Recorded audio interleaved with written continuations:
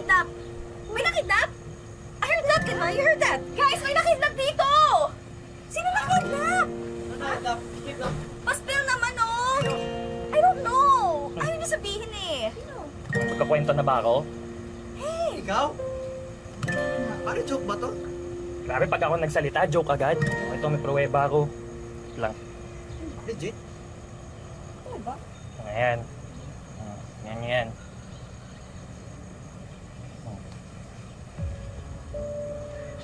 Binayaran naman ni Dad yung ransom sa kidnappers, kaso ayun, nagkaengkwentro sa pulis. Naipit kami sa gitna ng putukan. Tapos, tinamaan si Papa ng baril.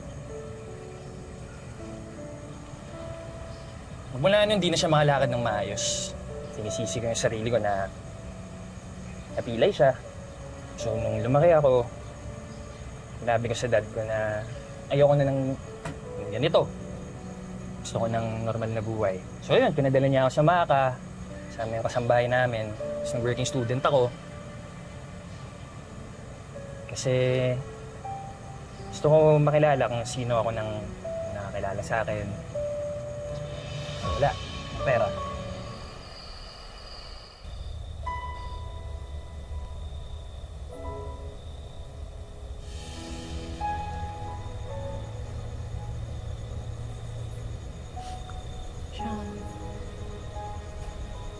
Alam mo, galit ako sa pera.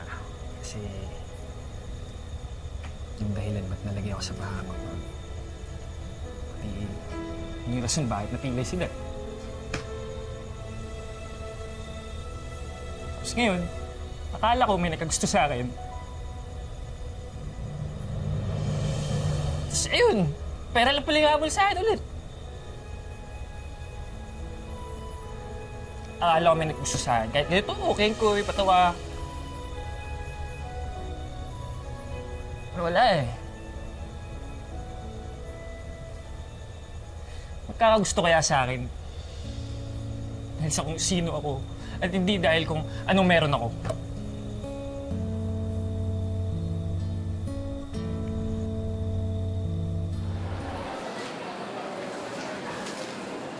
Kuya, si Lola may pneumonia. Yan naman. Oo, hindi na nga gumaling-galing eh. Nakabili ka na ng gamot. Yun na nga. Kapos yung pera mong binigay. Tapos yung katarata ni Lolo. Kailangan na daw operahan, sabi ni Doc. Ito.